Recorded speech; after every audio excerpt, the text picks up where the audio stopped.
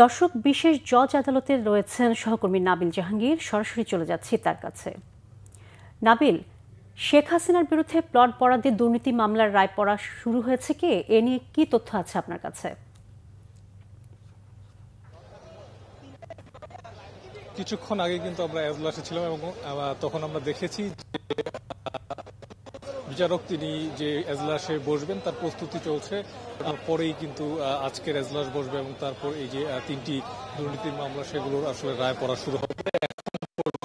কিন্তু রায় পড়া শুরু হয়নি, আমরা আশা করছি এই রায় পড়া শুরু হবে। আপনাকে জানিয়ে রাখি, দুদকের আইনজীবী রয়েছেন, তারা কিন্তু শেখ হাসিনা সর্বোচ্চ শাস্তি এই মামলায় অর্থাৎ যাবজ্জীবন কারাদণ্ড সেটা কিন্তু তারা চাইছেন। তারা বলছেন যে রাষ্ট্রীয় সর্বোচ্চ পদে থেকে এই ধরনের নিজের এবং পরিবারের সদস্যদের নামে প্লট নেয়ার যে কাজ, সেটির কারণে তার আসলে সর্বোচ্চ শাস্তি হওয়া উচিত। আপনি জানেন যে যেমনটা বলছিলেন, আসলে পূর্বাচল নতুন শহর যে প্রকল্প, সেখানে শেখ হাসিনা এবং তার পরিবারের সদস্যরা প্লট বরাদ্দ নিয়েছেন এবং সেক্ষেত্রে কিন্তু তারা হলফনামায় মিথ্যা তথ্য দিয়েছেন এমনটি অভিযোগ রয়েছে।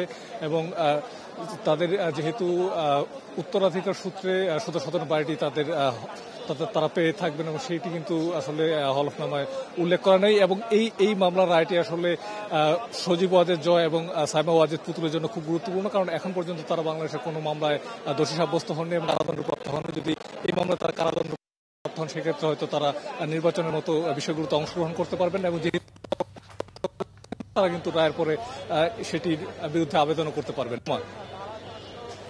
নাবিল, ধন্যবাদ আপনাকে।